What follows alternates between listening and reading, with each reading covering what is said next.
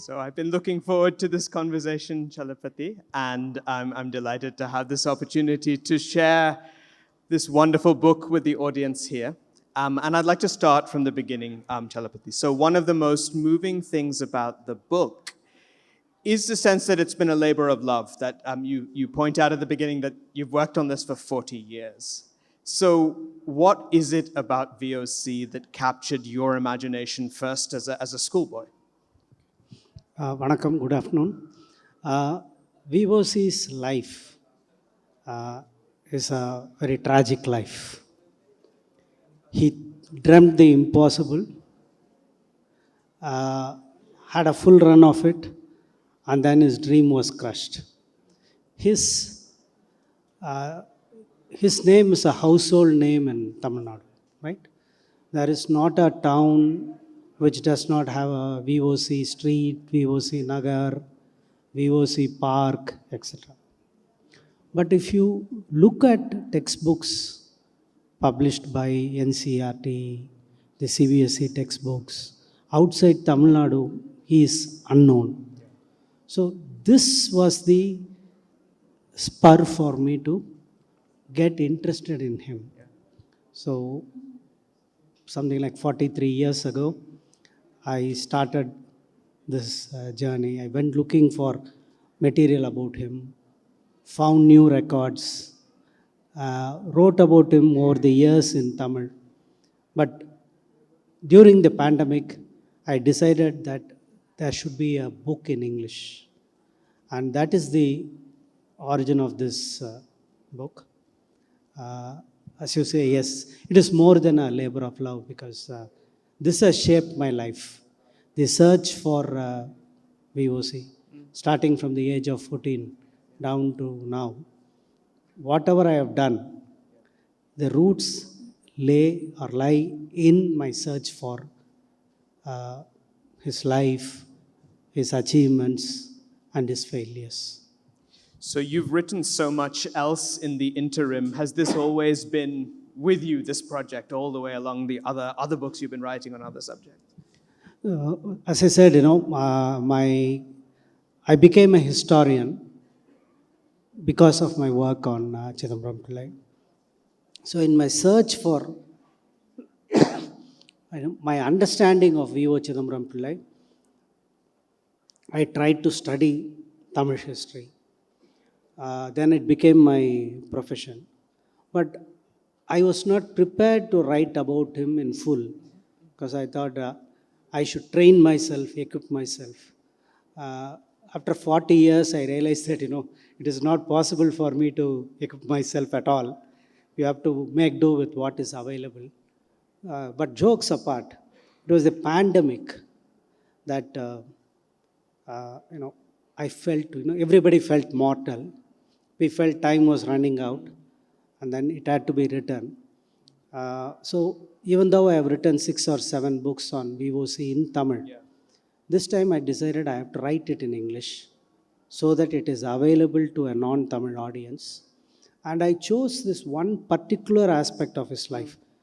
Even though this book looks big, it focuses on the 3 or 4 glorious years of his life when single-handedly he decides to launch a shipping company against the might of the British India Steam Navigation Company. The reason was this. How do you get somebody interested from outside Tamil Nadu? Yeah. Is a real question. Publishing is a business, and unless there are enough takers, publishers are not going to publish it. So I thought this particular aspect of his life would have a wider resonance, and I contacted a publisher only after I had finished writing this book. I did not start with a contract. I must also add that I have taken the advice of many of my friends and acclaimed and accomplished historians like you. I was warned that a book, a standalone book on the history of one shipping company might not be a great idea. So, but I was very certain. So I said it should be focused on the most glorious aspect of his story. So that's what I did. I believed in it. And I think this story has struck a chord among many people outside Tamil Nadu. Absolutely. So let's maybe take a step back and think about context. I mean, the title is Swadeshi Steam. Why a shipping company? What was it about that industry?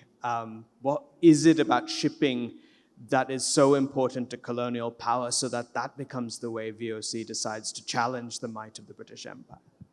So one is the larger background. The British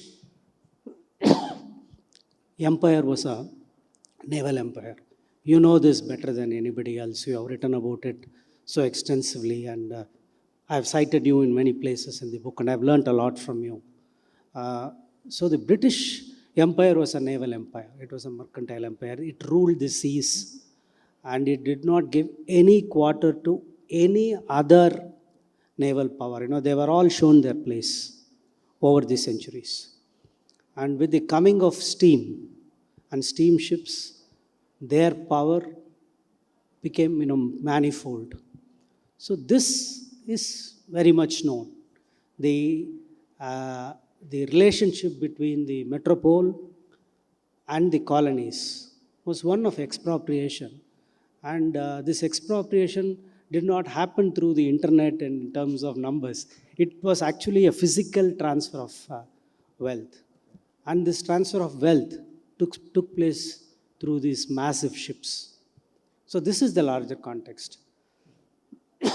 But there is one local story to this. This happened because of VOC's location. Yes. VOC was born in a largish village or a smallish town, whatever you want to call it, which is barely 20 kilometers from Tuticorin. So he came from a affluent landholding caste with considerable cultural attainments. So he begins his life. His early career is not a spectacular career. Right.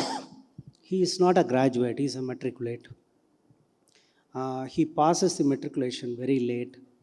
Then he writes a pleadership examination to become a small-time lawyer who will appear in the lower courts. But something happens, and we will talk about it when we talk about the heroine of this book. So this book has heroes, villains, a heroine, backstabbers, everything is there. Betrayals, glories, everything is there in this book. Except perhaps good writing. Everything else is there in this book. No, okay, so there's plenty of good writing. So from that kind of a life, there is a dramatic turn. When he becomes successful as a pleader in that small town, he moves to Tuticorin, which is the southernmost part of India, Tamil Nadu. Kannan Sundaram is going to take exception because he says that Nagarkoil is the southernmost part. But in the larger scheme of things, yes, Tuticorin is as south as it gets. But it was a very big port. I think it was the fifth or the sixth largest port in colonial India. There was a brisk trade going on between Tuticorin and Colombo. And it was also a very important node when in the 1860s, the American Civil War broke out and the cotton supply was disrupted. It was cotton from southern Tamil Nadu that went to the American north. So that is how that region developed. And the port also became important. And historically, that Sri Lanka is never a productive economy.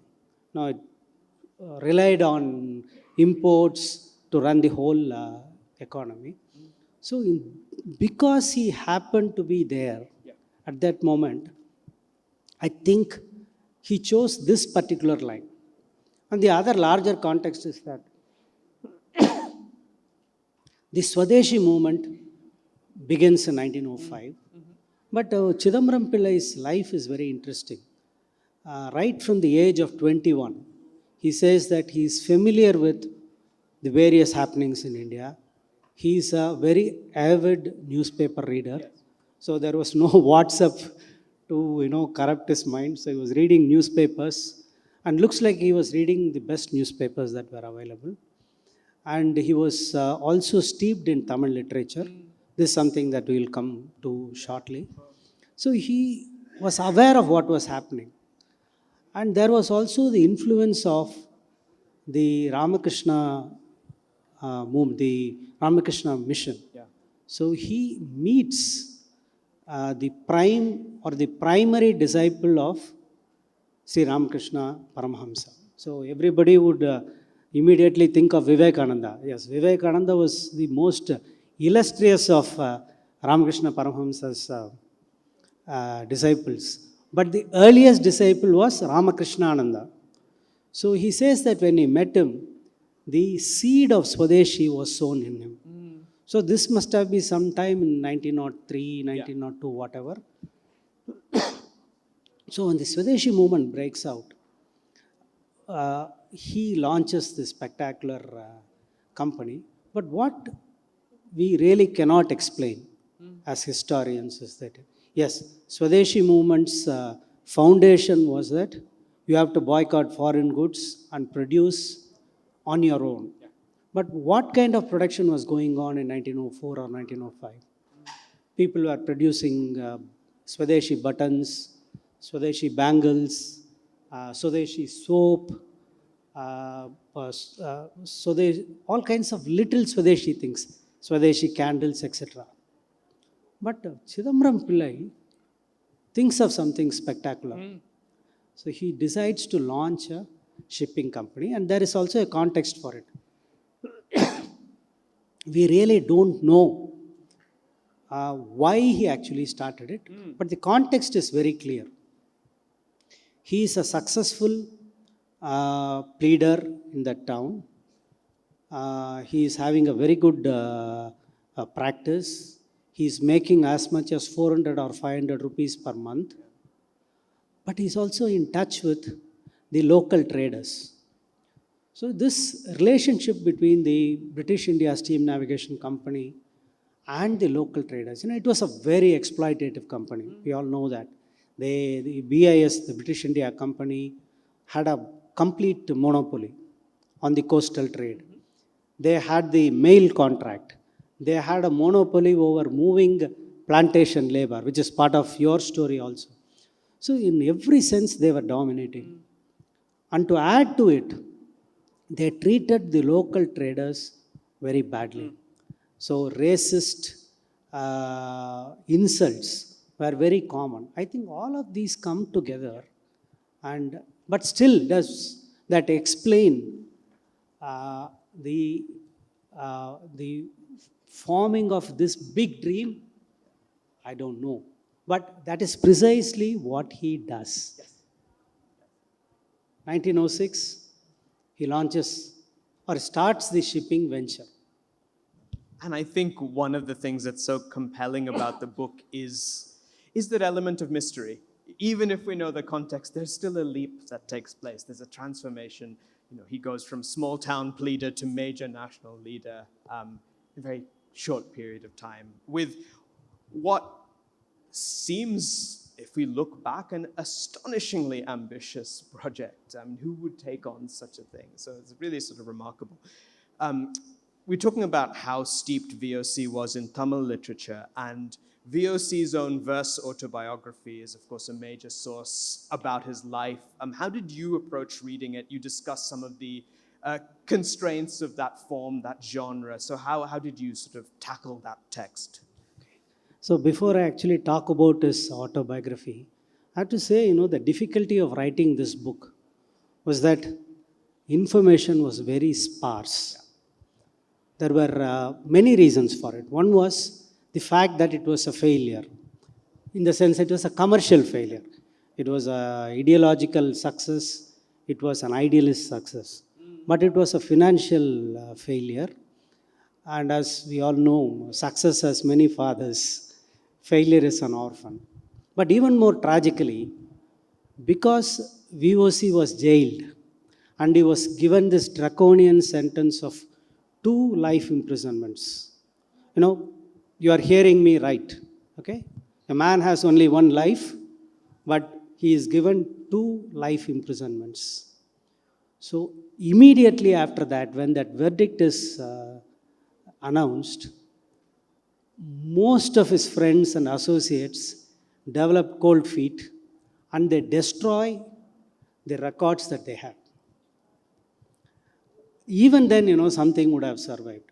But something even more dramatic happens 3 years later. The British official, Robert Ashe, who was involved in the crushing of the company, he was assassinated in that very district in 1911. And this was a very dramatic event. Neither before that or after that, any British official was assassinated in the freedom struggle in southern India. So this really, really alarmed his remaining friends. So they went all out to erase that record. So they destroyed the papers, they destroyed the books. So by even contemporaneously, there was nothing left. And one other aspect of Chidambaram Pillai was that VOC was he was a confident man, without that confidence, and also I have heard from his family, that he was angry, short-tempered, adamant, and obstinate.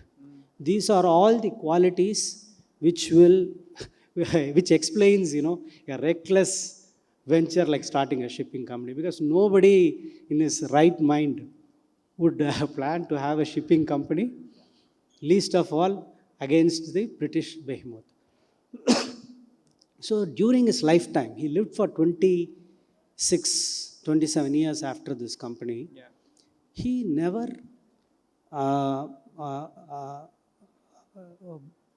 blew his own trumpet. He was very self-effacing. But he wrote this autobiography. But there is a problem with the autobiography in the sense that this is an autobiography in verse. Yeah. It is in blank verse form. But this autobiography was published only posthumously after 1936. Why he chose this, I think, is because he was in prison and he could not write anything which could be used to incriminate him. But there is also another literary dimension to it. When he wrote this autobiography in verse, there was no model for him. There were no pre-existing autobiographies. Even Subramanya Bharati's short autobiography was published only after he wrote this book. And the verse autobiography has its limitations because it has to conform to prosodic constraints and limitations. We get only fragmentary information, not the details. So the challenge in writing this book was I had to rely extensively on colonial records. I have used, I think, for the first time, police intelligence reports. I can say that, the family of the intelligence policemen must have abused VOC like anything because he kept these people on their toes. He is moving from place to place. He is not giving a moment's respite to the policemen who are shadowing him. But the problem with this data is that it is fragmentary. Yeah. It only records where he went, whom he met, and what he might possibly have discussed with them. We really don't have substantive material. So this book, basically what it does is about 1,500, 1,600 bits of discrete information collected from police records, government correspondence, the fulminations of the governor, yes, the governor of the largest province in colonial India seemed to have a personal grudge against VOC. So his fulminations, fragmentary newspaper reports, all this I've used to write this story. And the other unfortunate aspect of it is that, many of the newspapers, the crucial years are missing. 1907 was the most glorious year in this story. And for that particular year, the great Tamil nationalist newspaper, Swadeshi, you don't get even one scrap of it. And similarly, Subramanya Bharati, who was VOC's close friend, his journal, which documented Chidambaram Pillai, the Swadeshi movement, and the shipping company's fortunes, that is also completely missing for something like 15 months. The most crucial months. And if I may add, so, this story of VOC, such a tragic story, it is full of misfortunes. To give you one instance, when I was looking for the records of the joint stock company, which the shipping company was, the last year before it was liquidated, the returns that were published in the Lawrence Press Asylum, so it is a 6-figure number, okay? The company's capital, paid up capital, was a 6-figure number. When the volume was printed, one number fell off the stone, okay? Now, there are the 6 figures, can you guess which figure fell off? Which figure is missing? Not the tens, not the hundreds, not the thousands, not the 10,000s, but the position of the lakh. So the last year of this company, we don't know whether it was 1 lakh or 9 lakh. But of course, I made do with other records. So everything that could go wrong went wrong. But this story is so gripping, inspiring, adventurous, that despite all the limitations, not excluding the limited abilities of the historian who wrote it, it is a gripping story. It comes across. And I've had people read this book and break down into tears. I had somebody who called me and said, just finished reading the book. After reading the last chapter, he said, suddenly I could, there is a lump in his throat. And then he started sobbing. So this is the story. And there is no way that this story can not be written. It may have taken 100 years and more. But the story needed to be told. And I think destiny and providence has chosen me to write this story. I mean, talking about the drama in the story, I want to talk about one of the villains. And you've already mentioned Ash, the colonial officer who comes to repress the movement. He is assassinated, as you mentioned, and perhaps you can say a little bit more about how that plays out. But then you went looking for his family. Yes. So, as I said, writing this book, it's not just a professional exercise or an intellectual exercise. This research has actually taught me everything. It has shaped me as an individual and as a citizen. So, records, Indians are notorious for, not maintaining records. But I had one gut feeling, the British officers who are involved in this, they could not have been so indifferent. So in 2006, in your alma mater, when I was doing research there, I got a tip and I traced the grandson of the assassinated collector. So it was one of the most unforgettable, epiphanic moments in my life. I land in Dublin airport. This is the time when the World Cup was going on. So as I walk out, I am looking for the grandson of this man who has been shot. And that grandson is waiting to see the person who is researching the assassin of his grandfather.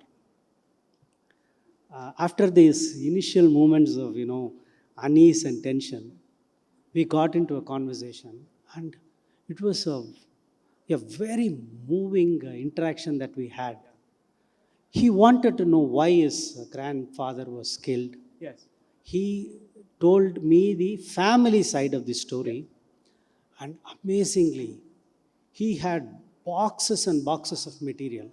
Much of it was personal material, but there were records that added to the story, and more importantly, this man, Chidambaram Pillai, was incapable of lying. He spoke only the truth. So every line that he has ever written or said, you can actually find a corroborating document. And I found some of these documents with that family. We have become friends. So I used those records. So that was one part of it. And in a very moving thing, when 2011 was the centenary of the assassination. Yes. On that occasion, I asked Ash's grandson to send a message. Yes. So he wrote a public message where he said, our forefathers might have made many mistakes in what they thought was their line of duty. It is incumbent upon the present generation to forget past crimes, forgive past crimes, and try not to wreak vengeance on those past crimes. It was a very moving statement that he made. And he also made a great effort to understand the various trends in the Indian nationalist movement. So I would stop there, and I have a separate, a long essay on my meeting with him and what happened. Yeah, I think that's just a very moving part of the story that, even in your search, you made an unexpected connection there. And I think that's wonderful. So you briefly mentioned that Bharati was a good friend of VOC. He was a passionate supporter of VOC's quest. And one of the quotes in the book is that Bharati says that Tuticorin Company is essential because it's our first great industrial effort. Tell us a little bit more about what it was about this that captured Bharati's imagination. Subramaniam Bharati is the ultimate romanticist. Yeah. He was 24 or less when the shipping company was started. He was already boned up on the Indian nationalist movement. He was reading avidly. He was writing poetry. He was familiar with the best writings of the Indian nationalists, both the moderate and the extremists. But he also carried the burden that South India, Tamil Nadu, was a kind of a laggard in the Indian national movement. Okay, so it had it was derided as the sleepy hollow, the benighted province. So that stuck. So when this man came up, VOC comes up with this spectacular enterprise. Yeah. So he is immediately, his imagination is captured. And he's, the amazing aspect about Subramanian Bharati, even when he was 24 or 25, is that, yes, he is steeped in Indian philosophical traditions. He has greatest respect for Shankara's Mayavada. But he said, no, that Vedanta is not relevant for the present times. You cannot go and preach the glories and benefits of fasting to a starving man. He said the Indian nation, the Indian people need industrial enterprise. And this is our first great industrial enterprise. And then he quotes from Tirukkural, Seiga Porulai. He said, make wealth, because that is the sharpest weapon that you can wield against your enemy. So he had great hopes for this company, And when he actually saw Chidambaram Pillai, VOC, and I think, VOC had VOC, he was greatly inspired by Bharati. Even though Bharati was 10 years younger to him, VOC admired, adored, and even revered Subramanya Bharati. So age was not didn't come in the way. On his part, on Subramanya Bharati's part, he saw VOC as this man who could get things done. Unlike most Indians or unlike most Tamils, who are big in words and low in actions, and who are, do not have great amount of self-esteem or confidence. Here is this man who can do it. And the VOC's rise is meteoric.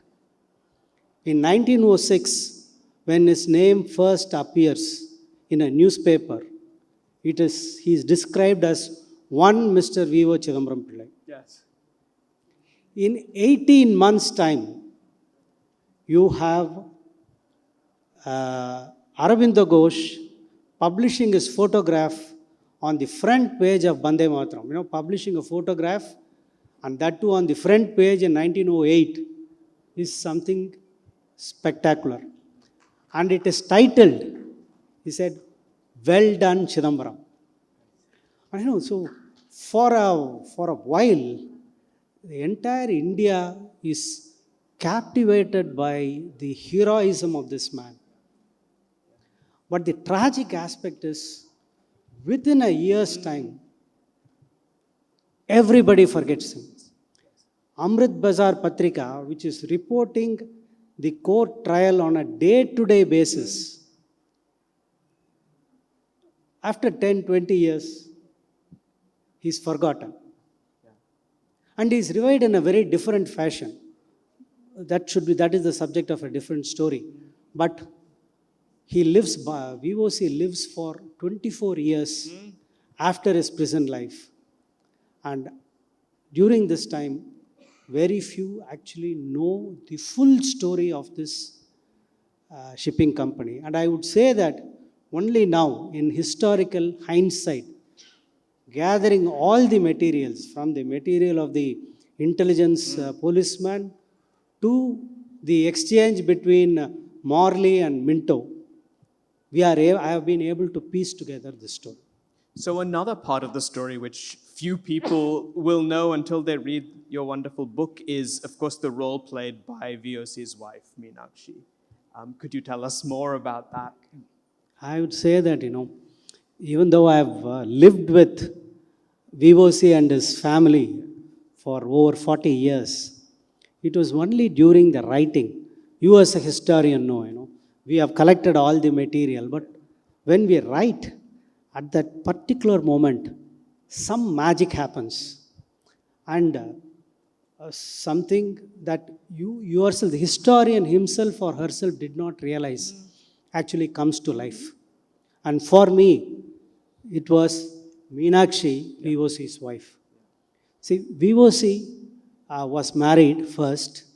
He was married to, from his own account, a very well-read, knowledgeable, and morally straight and courageous woman who actually shows him the path. But she dies within 5-6 years of marriage. So he remarries in 1900. At that time, VOC is 28 years old, while Meenakshi is 13 years old. So Meenakshi must probably have been a school dropout. Okay? She's 13 years old. Within 5 years, she has 2 children. And during these years, most of the time, our man is missing. Yeah. He is in Bombay, he is in Madurai, he is speaking there, he is speaking here. He is in conversation with Aurobindo Ghosh, he is in conversation with Bal Gangadhara Tilak. He is trying to buy ship, he is floating a shipping company. He goes to Colombo on almost like a day-to-day basis. And here is this young woman. She's a young girl, right? And especially when she is carrying the second child. It is a very difficult pregnancy. But VOC says that, he has to go to Bombay because he has to make arrangements for the delivery of the ships. And he takes vows that I will not return without the ships. But here is this woman in the advanced stage of pregnancy. He leaves her and goes. And one of his friends helps them, and the child is born. But within another year, VOC is arrested. Okay? Now she has 2 children. She is 18, not even 18 years old. And this man is charged with sedition. I'm sure, very few people in Tuticorin and Tirunelveli would have known what this sedition meant. Why does it require, arrest? Why does it require, this kind of punishment? So, by the time she is 18, her husband has been jailed. And after the initial euphoria, where everybody joins hands and tries to, organize a campaign to, defend him, like every other hero, he's forgotten very quickly. So for the next 4 years, she handles the defense on her own. Wherever VOC is lodged in prison, she goes there with the children. The entire family property is sold. All the jewels are pledged. And in one very moving moment, which I quote in this, I think in this book, her father-in-law is an old man, and this is an 18-year-old girl. What is she writing to her father-in-law? She says, Swami, revered father-in-law, please do not grieve that your son has gone to prison. He has not gone to prison. He has gone to the house of knowledge. When he comes out of the prison, he will be equipped to lead our world, lead our country. So rest, don't grieve. An 18-year-old girl consoling a 60-year-old father-in-law. Not the other way around. And there is another line where she writes to a friend. She says that, you have come to my home many times when my husband was doing well. You came home, you enjoyed our hospitality. Now for the last 4 times I have returned letters. You have not responded to my letters after my husband has gone to prison. Then to another person he says, I have sold everything, pledged everything. I have taken loans from everybody. There is nothing left. Now I am willing to do even coolie work to uphold the honor of my husband, my family, and my country. So when and the most amazing aspect of these letters is this, this 18-year-old girl writes these letters. What a beautiful language. That letters are full of literary allusions. You cannot find a single grammatical flaw. It is stylistically superb. That for me was one of the, I was almost in tears when I wrote those paragraphs. So I think when we talk about our heroes, we simply forget the people who paid a heavy price for the fame and glory of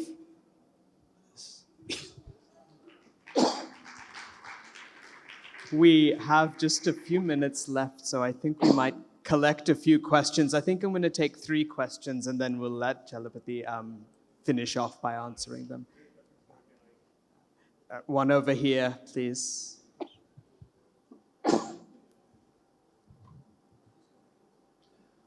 Welcome and hello. It's a touching story. It's touched my heart. And hats off to you for the die-hard efforts of yours in bringing such a lovely story to life. What actually touches me is when you end your narrative. Your narrative says, 13-year-old girl writing to her father-in-law with such eloquent language and such flawless grammar. The question is, she couldn't have been very educated at that time. She couldn't have been very educated. She was only 13 when she married. So she couldn't have been very educated. Now, when I look back, hello? Yes. Hello? When I look back, and I'm quite a religious sort of a person, that language that you used in the last sentence is God's message to her, God's blessings to her, because she was such an angelic woman. She got that power from God to write that kind of language to her father-in-law. Otherwise, in today's world, educated people can't write half as good in English or half as good as grammar. And hats off to you for that wonderful story, and all the best, and congratulations to you. Thank you. A couple more. There's one over here, please. So very inspiring talk, sir. So I basically write articles on unsung freedom fighters. So I wanted to ask you about what is your opinion on other unsung freedom fighters, especially in Tamil Nadu? Because I have written an article about Vanjinathan, who had killed Robert Ashe, and I feel there is a lot of underrepresentation of especially Tamil community to the Indian nation. So I wanted your thoughts on how many unsung heroes you feel, especially in Tamil Nadu, sir. You know, I think I've spent enough time on one unsung hero. But the idea is to inspire others to explore more, look into other figures. You know, you cannot look at figures like VOC in isolation. As part of this process of writing, I have discovered so many others who played such a big part in this company. You know, one person cannot, achieve so many big things. Others should take this story forward. I hope to write about some of the others, and I hopefully will be able to write more about VOC's wife, Meenakshi. So we've got more. Okay, one question behind that.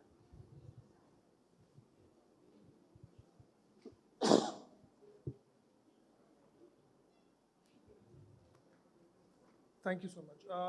Very engaging session, sir. Really inspiring. My question is actually to both of you as historians. When you approach a topic, I mean, all the authors, when they write about the topic, they must be very passionate about it.